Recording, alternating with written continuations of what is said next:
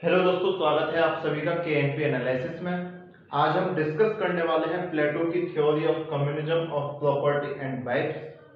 इससे पहले हम प्लेटो की थ्योरी ऑफ एजुकेशन एंड प्लेटो की थ्योरी ऑफ जस्टिस और इससे पहले भी हम सुक्रेट्स डिस्कस कर चुके हैं। अगर अभी तक आपने वो वाली वीडियोस नहीं देखी तो उन वाली वीडियोस को देख लीजिए, क्योंकि एक लिंकेज जो है वो आपको मिला रहेगा। शुरुआत करें प्लेटो से, प्लेटो की theory of communism of property and vibes से। तो यहाँ आपने देखा होगा कि प्लेटो ने लास्ट थ्योरी ऑफ एजुकेशन में फिलोसॉफिकल किंग जो है उनको बनाने की बात कही थी। प्लेटो ने बोला था कि फिलोसॉफिकल किंग वाला जो कंसेप्ट है वो आप एजुकेशन के माध्यम से लोगों को फिलोसॉफिकल किंग में कैसे कन्वर्ट करोगे, वो थ्योरी ऑफ एजुकेशन बताता है। लेकिन हमने बात करी थी कि लोगों के अंदर तीन चीजें होती हैं, तीन ट्रेट इन्होंने बताए हैं प्लेटो ने। पहला डिजायर, अगर इसका नाम मैं बोलूं तो डिजायर बताया है। दूसरा इन्होंने इमोशन की बात की थी, दूसरा इन्होंने इमोशन की बात की थी। तीसरा इन्होंने नॉलेज की बात की थी। जब इनका ये बात हुई कि भाई कौन सा जो ट्रेट है, ये जो दो ट्रेट है डिजायर एंड इमोशन, इनको खत्म कैसे किया जाए, यानी कि लोगों में ना डिजायर बचे ना लोगों में इमोशन बचे। अगर ये ट्रेट ही नहीं होंगे, यानी कि लक्षण लोगों में होंगे ही नहीं, तो यानी कि वो स्टेट के पूरे अपना योगदान दे सकते हैं स्टेट के डेवलपमेंट में। तो इन्होंने डिजायर और इमोशन इन दो चीज को खत्म करने के लिए अपनी एक थ्योरी दी, जिसका नाम हमने पढ़ा communism of property and vibes. ये थ्योरी क्या कहती है, इसको थोड़ा सा डिस्कस कर लेते हैं, देखते हैं कि थ्योरी ने क्या कहा, कैसे बोला। तो ये थ्योरी बोलती है communism of property and vibes में। अगर मैं सबसे पहले कम्युनिज्म ऑफ प्रॉपर्टी की बात करूं, कम्युनिज्म ऑफ प्रॉपर्टी की बात करूं, तो इन्होंने बोला कि किसी के भी पास प्राइवेट प्रॉपर्टी नहीं होगी। जो प्राइवेट प्रॉपर्टी वाला कंसेप्ट है वो इन्होंने खत्म कर दिया। ये जो कंसेप्ट है theory of communism of vibes and property वाला, ये केवल गार्जियन क्लास के लिए ही एप्लीकेबल है। यानी कि ये जो कंसेप्ट है ये केवल गार्जियन क्लास के लिए ही एप्लीकेबल है, इसके अलावा ये किसी भी क्लास के लिए नहीं होगा। यानी कि जो नीचे वाली स्लेव टाइप क्लास होती थी, जो वर्कर क्लास होती थी, उसके लिए एप्लीकेबल नहीं था। गार्जियन क्लास में इन्होंने फिलोसॉफिकल किंग को, गार्जियन क्लास में फिलोसॉफिकल किंग प्लस जो सोल्जर्स थे उन दोनों को ऐड किया था। जब इन्होंने फिलोसॉफिकल किंग और सोल्जर्स को गार्जियन क्लास में ऐड कर लिया, तो जो प्राइवेट प्रॉपर्टी वाला कंसेप्ट था वो उन्होंने डिलीट कर दिया। बोले कि प्राइवेट प्रॉपर्टी तो होगी नहीं, प्राइवेट प्रॉपर्टी नहीं होगी तो कॉमन प्रॉपर्टी होगी, यानी कि कॉमन यूजेबल प्रॉपर्टी होगी। किसी भी प्रॉपर्टी का आप कॉमन यूज कर सकते हैं। कॉमन यूजेबल प्रॉपर्टी होगी तो इसका मतलब क्या है कि आप प्रॉपर्टी का उतना ही हिस्सा यूज करोगे जितनी आपकी बेसिक या मिनिमम नीड्स है। यानी कि मिनिमम नीड्स या बेसिक नीड अगर मैं बोल दूं तो ये बेसिक नीड वाले कंसेप्ट पे प्रॉपर्टी का यूज करोगे। आप प्रॉपर्टी को किसी भी तरह से होल्ड नहीं करोगे। ये इन्होंने कम्युनिज्म के पर्सपेक्टिव में दिया। इसका रीजन क्या था, कम्युनिज्म ऑफ प्रॉपर्टी का रीजन देने का क्या था, इन्होंने बोला कि अगर ऐसा होगा तो जो लोग करप्शन करते हैं, यानी कि जो करप्शन वाली भावनाएं होती है, वो करप्शन नहीं होगा। अब जब किसी के पास प्रॉपर्टी वाली डिजायर है ही नहीं, जब डिजायर बची ही नहीं, तो करप्शन क्यों होगा। लोगों के जो मैटेरियलिस्टिक नेचर होता है, मैटेरियलिस्टिक नेचर खत्म हो जाएगा। लोगों का जो मैटेरियलिस्टिक नेचर होता है, मैटेरियलिस्टिक नेचर खत्म हो जाएगा। इससे जब हम प्रॉपर्टी ऑफ वाइब्स करेंगे, जब और ज्यादा डिटेल से करेंगे कि मैटेरियलिस्टिक में उन्होंने गोल्ड सिल्वर की भी बात की, वो कैसे बात की, दोनों पर्सपेक्टिव में बात करेंगे। उनकी मिथ ऑफ मेटल भी हम यहाँ पे डिस्कस करने वाले हैं। तो इन्होंने बोला कि ना तो करप्शन होगा, ना जो एक डिजायर होती है, एक एपेटाइट होता है मैटेरियलिस्टिक नेचर वाला, वो खत्म हो जाएगा। और अगर ये दोनों चीजें खत्म हो गई, ये दोनों चीजें खत्म हो गई, तो उसका जो पर्सनल मोटिव है, उसको कोई भी पर्सनल मोटिव नहीं रहेगा, और वो स्टेट के वर्क में, स्टेट के डेवलपमेंट में केवल और केवल स्टेट के ही डेवलपमेंट में पार्टिसिपेशन करेगा। ऐसा इनका मानना था theory of communism of property में। फिर कम्युनिज्म ऑफ वाइब्स वाला कंसेप्ट क्यों दिया इन्होंने, कम्युनिज्म ऑफ वाइब्स वाला कंसेप्ट भी देख लेते हैं।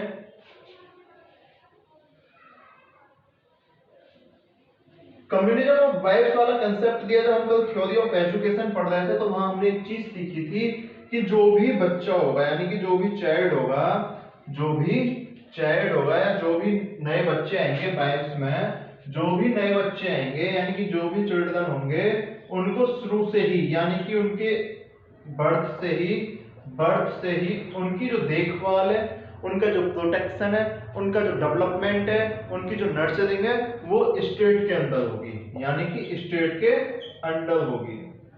अब यहां से आप देखिए, अगर स्टेट के अंडर हो रही है तो इसका मतलब क्या है, यानी कि बच्चे को ना ये पता कि मेरे मम्मी कौन है, ना ये पता कि मेरे पापा कौन है। ठीक है, इसका मतलब ये हुआ कि एक चीज, यानी कि यहाँ पे कॉमन मैरिज वाला जो कंसेप्ट है वो डेवलप हो जाएगा। ठीक है, अगर ये कंसेप्ट डेवलप हो जाएगा तो आप एक चीज देखिए कि फिर जो चिल्ड्रन वाला कंसेप्ट है वो भी कॉमन चिल्ड्रन हो जाएंगे, यानी कि चिल्ड्रन जो है कॉमन चिल्ड्रन हो जाएंगे। ठीक है, यानी कि जो चिल्ड्रन है उनकी भी आइडेंटिटी, ना तो चिल्ड्रन को आइडेंटिटी बताई जाएगी, ना उनके जो पेरेंट्स हैं उनको आइडेंटिटी बताई जाएगी कि आपका बच्चा कौन सा है। अगर ये दो चीजें हो गई, अगर ये दो चीजें हो गई, तो जो इमोशनल, एक इमोशनल फीलिंग होती है, यानी कि जो इमोशनल लगाव होता है, वो वाला जो इमोशनल अटैचमेंट जो है वो खत्म हो जाएगा। जब उनको पता ही नहीं कि मेरा बच्चा कौन सा है, किसी बच्चे के चोट लगी भी तो उनको क्या मतलब, या तो वो इमोशनल फीलिंग सबके लिए सेम रहेगी या सबके लिए खत्म हो जाएगी। खत्म हो गई तो भी सेम है, सेम रही तो भी सेम है ना। तो अगर ये इमोशनल जो अटैचमेंट है, या तो वो एकदम जीरो हो जाएगा या सबके लिए सेम हो जाएगा, या सबके लिए सेम हो जाएगा, यानी कि प्लस या माइनस इमोशनल अटैचमेंट नहीं रहेगा। और अगर ऐसा नहीं रहेगा तो स्टेट कुछ भी करे, वो फिर किसी भी इमोशनल आधार पर ब्लैकमेल नहीं होंगे, वो किसी भी इमोशनल आधार पर खुशी या दुखी नहीं होंगे, यानी कि उनकी जो मैटेरियलिस्टिक नीड है वो भी नहीं रहेगी।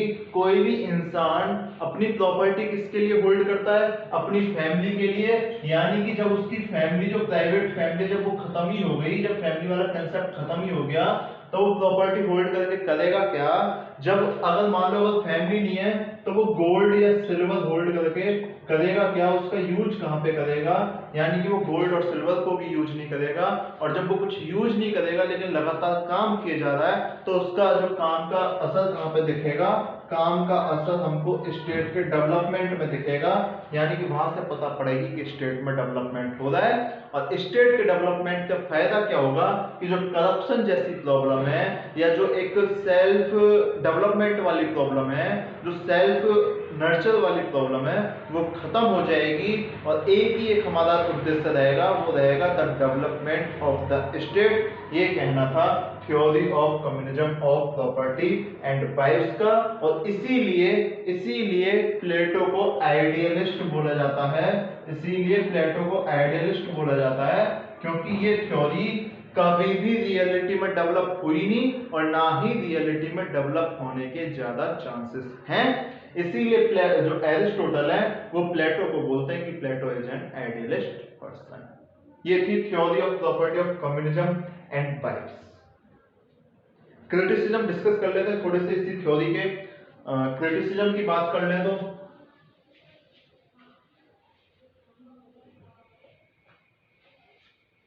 क्रिटिसिज्म में सबसे बड़े दो ही नाम है इनके, किसके, प्लेटो के संदर्भ में, कि एक तो एरिस्टोटल और एक कार्ल पॉपर।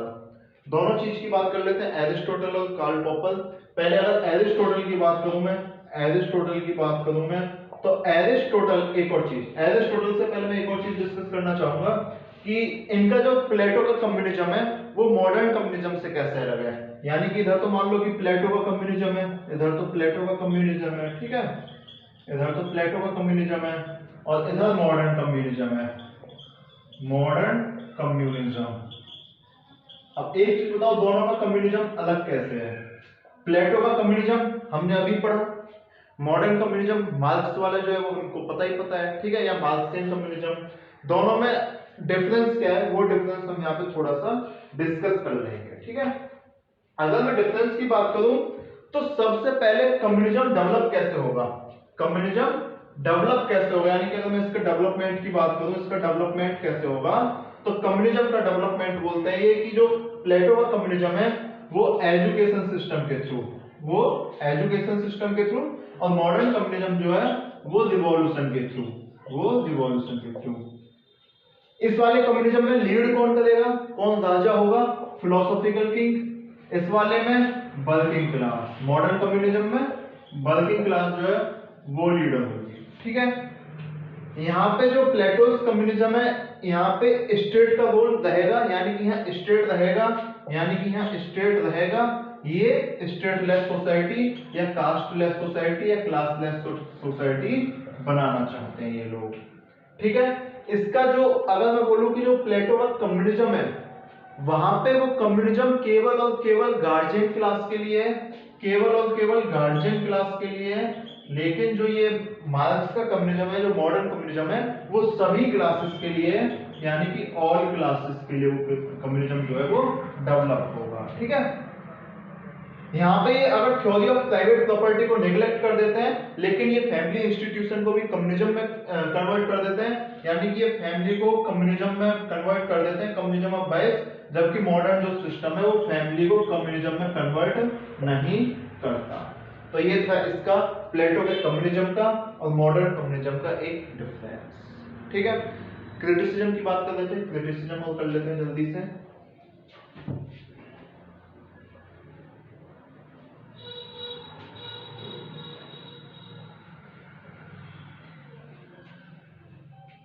एरिस्टोटल बोलते हैं, एरिस्टोटल की मैं बात कर रहा था शुरुआत में, तो एरिस्टोटल बोलते हैं, हालांकि इसका जो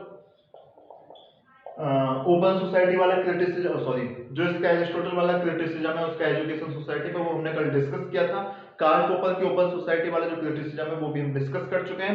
एरिस्टोटल का आइडियलिज्म वाला जो क्रिटिसिज्म है वो भी हम डिस्कस कर चुके हैं। लेकिन प्रॉपर्टी वाले क्रिटिसिज्म में एरिस्टोटल का क्या मानना है, जब एरिस्टोटल पढ़ेंगे तो भी डिस्कस करेंगे डिटेल में। यहाँ पे बस मैं एक लाइन ऐड कर देता हूँ।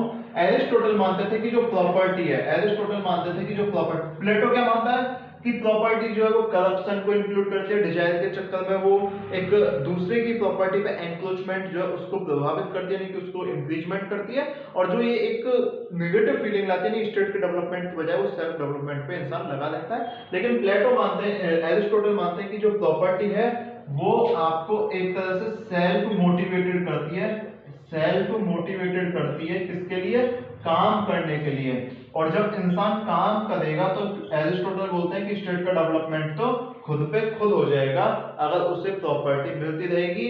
दूसरा जो फैमिली को मानते हैं, फैमिली को जो मानते हैं वो फैमिली को एज ए मोटिवेशन मानते हैं, फैमिली को मोटिवेशन मानते हैं। वो बोलते हैं कि अगर किसी की फैमिली नहीं होगी तो ऐसा भी तो हो सकता है वो काम क्यों करे। अभी तो वो हो सकता है कि फैमिली के लिए काम कर रहा है, इसीलिए काम कर रहा है। जब उसकी फैमिली नहीं है तो वो ये भी तो बोल सकता है कि मैं काम क्यों करूं, यानी कि इस क्लास का भी एक डेवलपमेंट हो सकता है। एरिस्टोटल इस आधार पर इसका क्रिटिसिज्म करता है। दूसरा बोलता है कि ये सारी आइडियलिस्ट थ्योरी रियलिटी में डेवलप हो ही नहीं सकती, है ना, क्योंकि एरिस्टोटल स्लेवरी को भी प्रमोट करेंगे, वो भी हम वहां पे पढ़ेंगे सारी चीजें। तो एक जो स्लेवरी या मास्टर क्लास का एक लेसेज फेयर जो वाला कंसेप्ट, सॉरी, मास्टर क्लास का जो प्लेजर टाइम है, लेजर टाइम जो होता है उसको भी वो डेवलप करता है, वो एरिस्टोटल में पढ़ेंगे। लेकिन अभी इनका यही था। कार्ल पॉपर का एक क्रिटिसिज्म इंपॉर्टेंट है, उसको भी डिस्कस कर लेते हैं। जब इन्होंने theory of communism of property bias with theory of education दे दिया तो कार्ल पॉपर ने एनेमी ऑफ ओपन सोसाइटी के साथ साथ इनको एक और स्टेटमेंट दिया। कार्ल पॉपर ने बोला कि ये जो प्लेटो है, ये टोटलिटेरियनिज्म है। ये प्लेटो जो है टोटलिटेरियनिज्म वाली जो पॉलिसी है उसको फॉलो करता है। टोटलिटेरियनिज्म का मतलब होता है कि जो स्टेट है वो आपके प्राइवेट और पब्लिक दोनों स्फीयर में आपसे ज्यादा महत्व रखता है, यानी कि वो आपके प्राइवेट स्फीयर में भी दखल देगा, वो आपके पब्लिक स्फीयर में भी दखल देगा, ऐसा माना जाता है टोटलिटेरियन स्टेट में। तो इन्होंने बोला जो थ्योरी ऑफ कम्युनिज्म प्रॉपर्टी बायस से सेम यही काम कर दिया कि आपके इसने प्राइवेट स्फीयर तक आपसे छीन लिया। फिर प्लेटो इस चीज को डिफाइन करने के लिए, टोटलिटेरियनिज्म को अपने कंसेप्ट को प्रूव करने के लिए 3 डेवलपमेंट बताते हैं। बोलते हैं कि पहला डेवलपमेंट होता है होलिस्टिक, पहला डेवलपमेंट होता है होलिस्टिक, दूसरा होता है एसेंशियलिज्म, दूसरा होता है एसेंशियलिज्म, और तीसरा होता है हिस्टोरिसिज्म, तीसरा होता है हिस्टोरिसिज्म। यानी ये 3 चीजें बोलते हैं। बोलते हैं होलिज्म में जो कंसेप्ट होता है, कार्ल पॉपर बोलते हैं कि जो ये कार्ल पॉपर की थ्योरी चल रही है ना, पॉपर की थ्योरी है, ये पॉपर की थ्योरी है, ठीक है। पॉपर बोलते हैं कि होलिस्टिक कंसेप्ट का मतलब क्या है, यानी कि होलिस्टिक डेवलपमेंट का मतलब क्या है कि आपकी जो स्टेट की मशीनरी है, जो स्टेट की मशीनरी है, आपको उसे होल वे में चेंज कर देना है, यानी सारा चेंज कर देना है। कंप्लीटली चेंज कर देना, ये टोटलिटेरियन जो होते हैं वो लोग चाहते हैं। इसीलिए प्लेटो भी स्टेट को पूरी तरह से चेंज करना चाहता है, इसीलिए प्लेटो भी टोटलिटेरियन है। ठीक है, एसेंशियलिज्म का मतलब क्या है, वो ये प्रूव करते हैं जनता में, अभी मैं थोड़ा सा इसको बताऊंगा, है ना। एसेंशियलिज्म में वो ये प्रूव करना चाहते हैं कि जो जो एसेंशियलिज्म में वो ये प्रूव करना चाहते हैं कि जो नीड है, नीड ऑफ स्टेट यही है जो हम तुम्हें बता रहे हैं, नीड ऑफ स्टेट यही है जो हम तुम्हें बताना है। जैसा कि प्लेटो ने बताया कि need of state communism of property and rights ही है, आप इससे दूर कहीं नहीं भाग सकते। ठीक है, हिस्टोरिज्म में वो हिस्ट्री के एग्जांपल्स देके बताते हैं कि कैसे कैसे आप फेल हुए, और अब जो आपका पास्ट भी बताता है, फ्यूचर भी बताता है, वो बताना चाहते हैं कि जो डिवाइन थ्योरी है वो आपको कहां तक ले जाना चाह रही है स्टेट को, ये चीज यहाँ पे डेवलप करते हैं। ठीक है, तो ये था इसका कार्ल पॉपर का concept, हिस्टोरिज्म, essentialism, need of state और स्टेट को होल डेवलपमेंट में चेंज कर देना। तो ये थी आज की थ्योरी। एक कंसेप्ट जो वो अलग से रह जाता है उसके लिए मैं एक अलग से वीडियो बना दूंगा, और कंसेप्ट बता देता हूँ जो मैं अलग से वीडियो बनाने वाला हूँ। एक तो मिथ ऑफ मेटल रह जाता है, प्लेटो का कंसेप्ट जो है मिथ ऑफ मेटल रह जाता है। ठीक है, एक आइडियल इज रियल वाला जो इनका कंसेप्ट है वो भी हमारा रह गया है, आइडियल इज रियल या रियलिटी इज आइडियल, यानी कि इनकी जो एनालॉगी थ्योरी है, एनालॉगी जो थ्योरी है वो हमारी रह चुकी है। ठीक है, इन तीन चीज को हम डिस्कस करेंगे नेक्स्ट वीडियो में। अगर अभी तक आपने लास्ट वीडियोस नहीं देखे तो लास्ट वीडियोस देख लीजिएगा, उनसे आपको बहुत फायदा मिलने वाला है और एक कंटिन्यूटी लगातार बनी रहेगी और आपको चीजें समझ में आएंगी। ठीक है, तो ये था आज का कंसेप्ट, ये था आज का प्लेटो की थ्योरी। वीडियो अगर आपको अच्छी लगी हो तो लाइक कर दीजिएगा, चैनल को सब्सक्राइब कर दीजिएगा, वीडियो को शेयर कर दीजिएगा, और कोई भी अगर आपकी दुख दर्द समस्या है तो आप कमेंट बॉक्स में कमेंट कर सकते हैं, आपको रिप्लाई मिल जाएगा। मिलते हैं नेक्स्ट वीडियो में।